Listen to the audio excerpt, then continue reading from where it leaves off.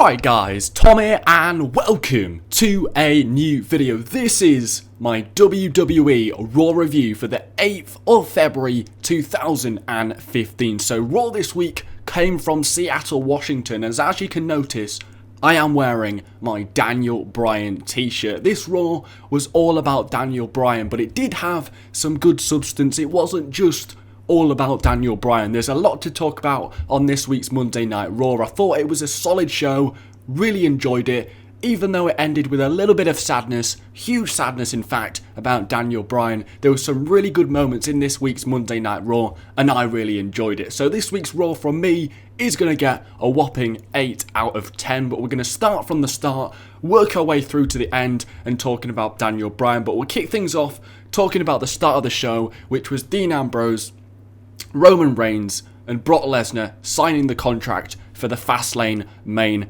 event. Now, this was a kind of segment which would usually close the show, but it was the thing that kicked off the show, which I thought was absolutely awesome. We got right down to business. We had something which would usually main event a Monday Night Raw, and this was the thing that kicked off Monday Night Raw. So as soon as we got this, I knew it was just going to be a great show. This was an explosive way to kick things off. Really enjoyed it. It's going to be a great match at Fastlane, and it ended all with Brock Lesnar giving a second F5 to Dean Ambrose in 7 days, and then Roman Reigns getting taken down as well. So the Beast Brock Lesnar ends the opening segment looking tall and looking the strongest going into the main event. This was awesome. Absolutely great way to start Monday Night Raw. Usually it starts with a boring segment or a boring promo from Stephanie McMahon, but they got right down to business. A contract signing to start the show.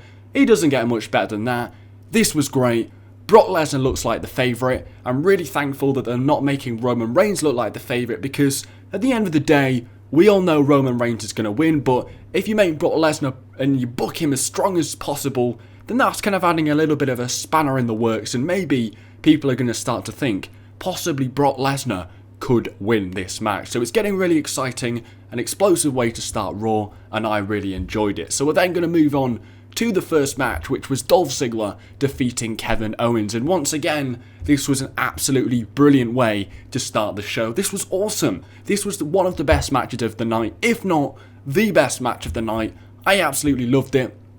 Before the match started, I was really annoyed because we've seen Dolph Ziggler against Kevin Owens so many times before, but when I was watching this match, I completely forgot that, because it felt like a fresh and new match that we'd never seen before, because it was amazing. It was really fun, very, very fast paced. I completely forgot that we'd seen this many times before. It felt like a brand new feud. It was awesome. They went out there, beat each other up. Loads of energy in this match. It went on for ages, which was great because it was an awesome wrestling match. What an explosive way to start Monday Night Raw. It was great. And then, to my surprise, Dolph Ziggler actually got the win. Now, I know we've seen these guys have many, many matches in the past, and I was thinking, why are they doing it again? It doesn't seem like they're going anywhere with it. But with Dolph Ziggler winning with the roll-up and putting his legs on the rope, that possibly suggests that they're going to have another match at the Fastlane pay-per-view. So this seems like it's going to create a really interesting feud and a really interesting match for the Fastlane pay-per-view. I definitely want to see this match again at the pay-per-view. Let's hope they do that. Fingers crossed. I know we've seen this match many times before, but they proved here how many times they can do this match 10 times. They could do it another 10 times and it'd still be entertaining as hell. So I want to see this match at Fastlane. What do you guys think? This match was awesome. The best move of the night match was probably the famouser on the outside when Kevin Owens' head was dangled over the ring apron. That was freaking cool. This whole match was freaking cool. The roll-up from the cannonball was cool. Then Dolph Ziggler putting his legs on the ropes to get the win. That was a bit of a shocker, bit of a surprise, but it proves what Dolph Ziggler's going to do to beat Kevin Owens. This could be potentially match of the night come Fastlane.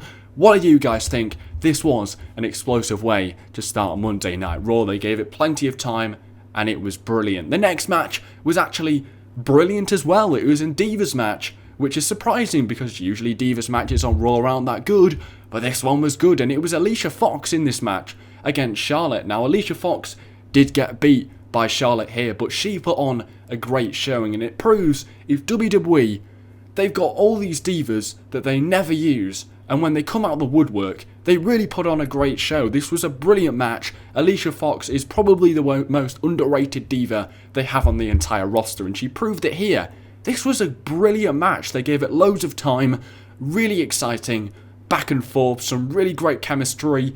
Didn't mean a lot in the grand scheme of things. We all knew Charlotte was going to win, but it doesn't matter. They put on a great match, and I really, really enjoyed it. This was one of the better matches we've seen from the divas in many, many months. I absolutely love this match. It took me by surprise. When I saw Alicia Fox entering, I thought, yeah, this is going to be crap.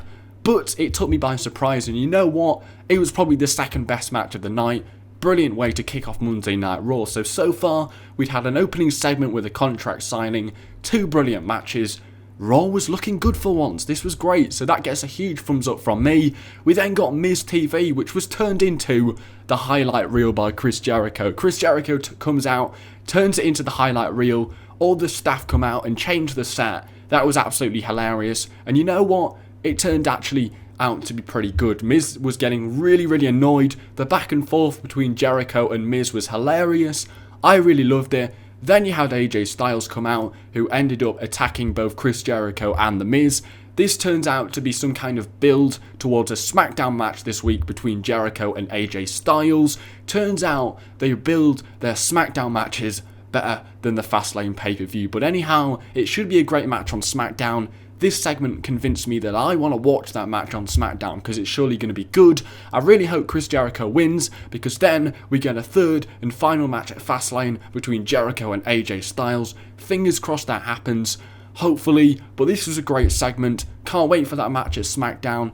Well, it did serve a purpose. It was to advertise the match on SmackDown, and it worked because I'm really excited to see that, and the back and forth between The Miz and Chris Jericho was funny, and it really worked.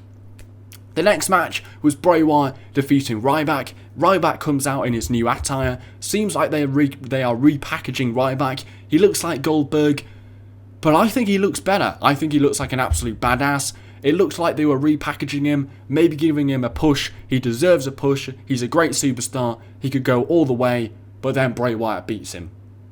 Like, what? It seems like they're repackaging him. New attire, fresh new start for Ryback. His second match with the new attire because he debuted it on SmackDown, and then he loses to Bray Wyatt. What? I mean, with Daniel Bryan retiring at the end of the show, John Cena's out, Randy Orton's out, Cesaro's out, Sting's out, I'm probably forgetting other names. You'd think that they would try and build up loads of superstars, but you know what? Fuck it, Ryback. You can lose here. What? What was... It seemed like they were repackaging him. It felt like a fresh new start for Ryback, but he gets beat by Bray Wyatt. Now, that's good for Bray Wyatt because he's beaten up Kane, he's beaten up Big Show, and now he's beaten up Ryback for the 3rd week in a row. But Ryback, I felt like this was something, and then he just loses. But the finish to the match was pretty cool because he goes for the meat hook clothesline, and then Bray Wyatt reverses it into his sister Abigail. They're clearly building Bray Wyatt up for a match between Brock Lesnar and himself at WrestleMania. They're doing it well. I mean, he's beaten up Kane, Big Show, and now Ryback. He's been doing that for the 3 weeks in a row. He eliminated Brock Lesnar from the Royal Rumble. Bray Wyatt's looking great at the moment, and it should be a really good match between Brock and Bray Wyatt. He's looking strong. This is exactly why they made him beat Ryback here. But you think, since he had a new attire, it looked like he was going to have a fresh start. And he's right back down there, and he's doing absolutely nothing, which was a huge disappointment because I think Ryback's pretty good. But it was an okay match, but it ended a little bit too fast. The next match was the Social Outcasts, with Adam Rose ending up defeating Titus O'Neil. I mean, Titus O'Neil has been on a bit of a roll recently, beating Stardust about 100 times. But then Adam Rose comes along with his crappy Social Outcasts gimmick and beats Titus O'Neil. I mean, there's only a few times a month I question why I'm still a wrestling fan, but whenever the Social Outcasts come out, I always question why I'm still a wrestling fan. It's a horrific gimmick, doesn't even make sense, it's awful, it's cringy, it's embarrassing, and now we have to see them beat the likes of Titus O'Neil, who is a great wrestler, on Monday Night Raw. Bloody fantastic. This was the only negative I had from Monday Night Raw, unless I remember something else. Horrific. We're not even going to spend any more time talking about that absolute atrocity. The next segment was probably the second best segment of the night, just behind Daniel Bryan's retirement speech. Dean Ambrose calls out Brock Lesnar. He says, has he gone soft? He said something else he said a dick joke about, are you not hard anymore? Something like that. Absolutely hilarious words from Dean Ambrose. It was freaking funny as hell. Definitely not PG, but when you've got Brock Lesnar and Dean Ambrose in the ring, it's not going to end PG, because this ended up with a third F5 to Dean Ambrose. Dean Ambrose sees Brock Lesnar walking away, calls him back to the ring. Roman Reigns' music hits. Dean Ambrose low blows Brock Lesnar. The build towards this triple threat match is getting exciting. I like how they're not really building Roman Reigns up. It feels like they're more going for Brock Lesnar and Dean Ambrose, because I think they realise we know Roman Reigns is probably going to win the match, so we're really not going to be bothered about seeing Roman Reigns getting any kind of momentum going into this match, so they're putting all their efforts towards Dean Ambrose and Brock Lesnar, which is way more entertaining, because Roman Reigns, in my opinion, isn't entertaining. So I'm loving this little bit between Ambrose and Brock Lesnar recently. That's absolutely awesome. I'm glad Roman Reigns isn't getting the spotlight. It seems like Dean Ambrose is getting more of the spotlight, which is great because the fans like him. They don't like Roman Reigns, which begs the question, why don't they just push Dean Ambrose all along? Why do they have to continue to push Roman Reigns? Dean Ambrose, we already like him. It seems like the obvious decision, but oh well. This segment was great. Absolutely loved it. Dean Ambrose is mental, but that's his gimmick, and it works so well.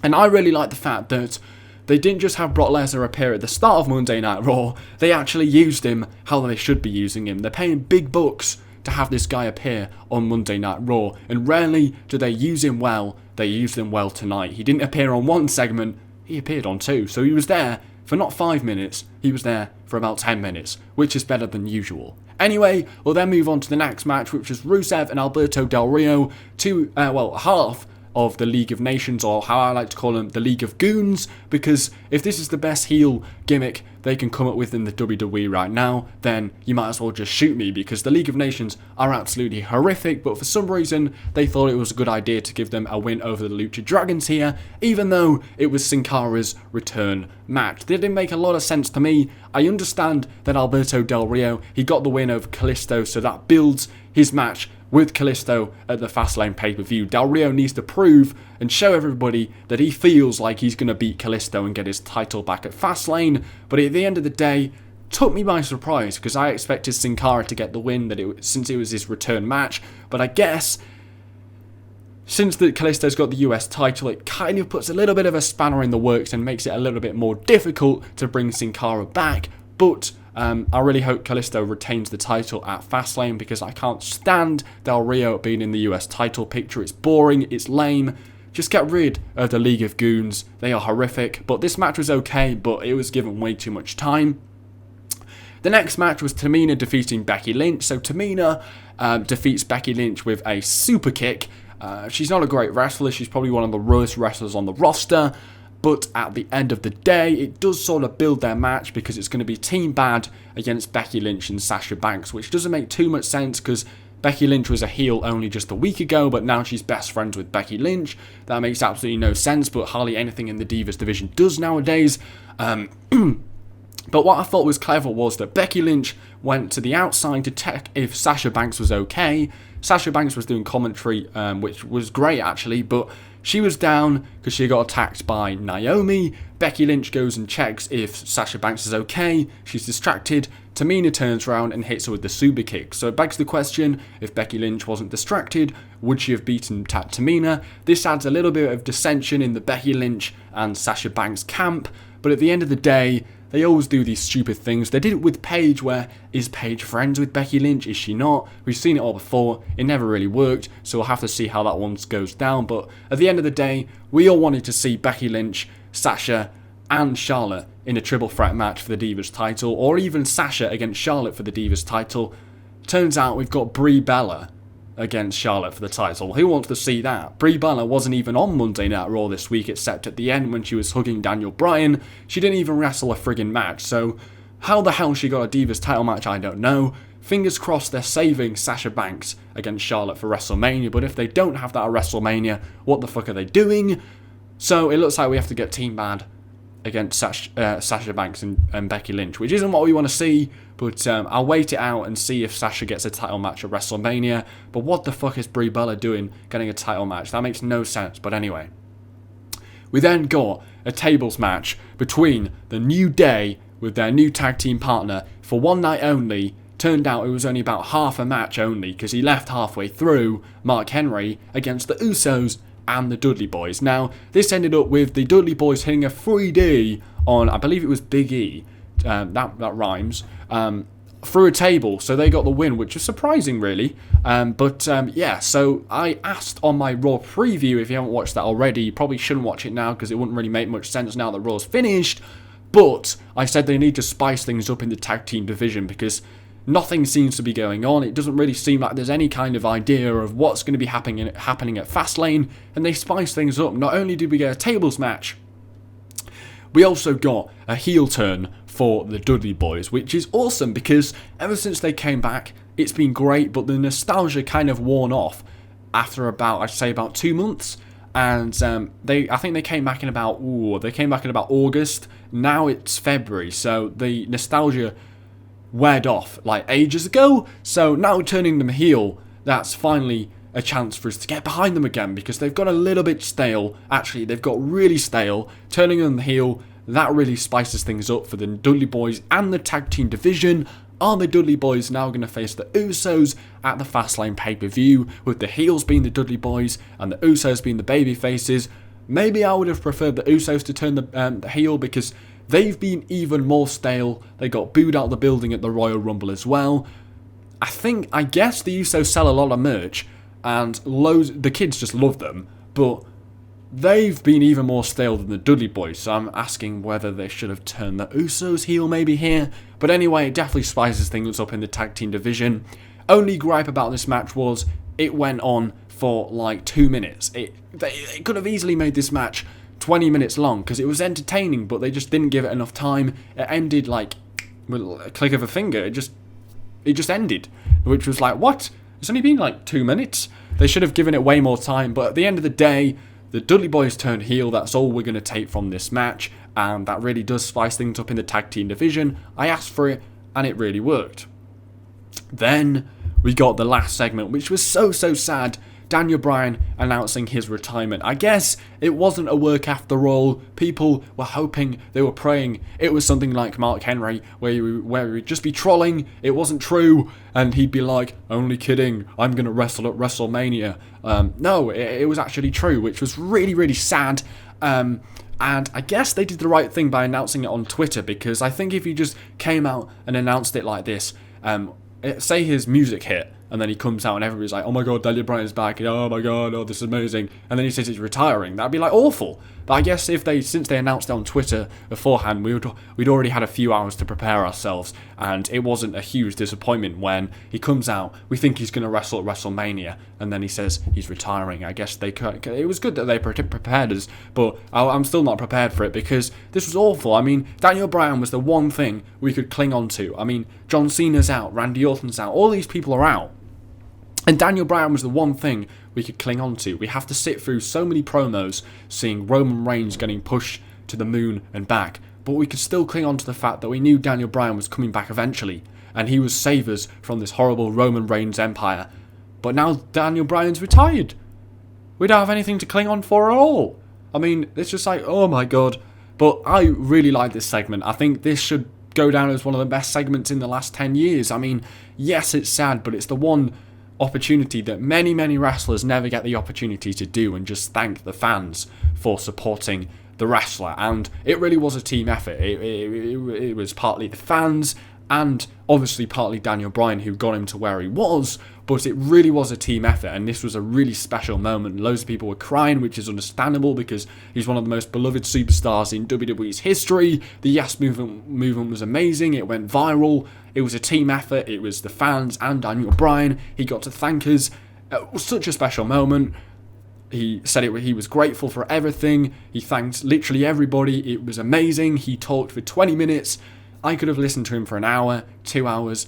I mean, it was just amazing. There's never an opportunity for a wrestler to thank the fans for what they've done for them, but he's been amazing. He's one of the best wrestlers in the world, probably ever, and just so sad. Like, I nearly cried watching it, which never happens because I'm not emotional, but this was so emotional, and yeah, it was just cool to see him thanking everybody, and it was really a special moment. You'll never see anything like that. You'll never see Daniel Bryan making his way to WrestleMania, getting screwed over so many times, and then finally winning the big one at WrestleMania and hugging Connor at the end. That was amazing, and you'll never see a heartfelt segment like this ever again. I mean, what a way to end Monday Night Raw. What a way to end a career as well. Really, really sad. Imagine just having to give up your whole career just like that because of the amount of concussions you've had. It's incredible, but he's been a great superstar. I've got his t-shirt on because he was one of my favourite superstars of all time. I love this segment. This was such a great way. Rarely see the fans connect to a superstar like we saw Daniel Bryan and the fans do, and it just all came together at the end, really, and what a way to go out. It's great that he was in Seattle, his home state as well, his home state of Washington, to say goodbye as well. I mean, that's absolutely perfect to do. And yeah, it really was. And it kind of puts a dampener on the whole Monday Night Raw, which I actually thought was a pretty solid show. So I'm going to give this Monday Night Raw an 8 out of 10. I feel like I got all my thoughts out for this Raw review, which is great. Sometimes I go away and realise I forgot to say something, but I think I did a good job here. So trying to bring out Raw reviews every week now. I've had a bit of a trouble because of uni and stuff. But yeah, thanks for watching. Hopefully you have in fact enjoyed this video. Smash the likes as well if you love Daniel Bryan. Yes.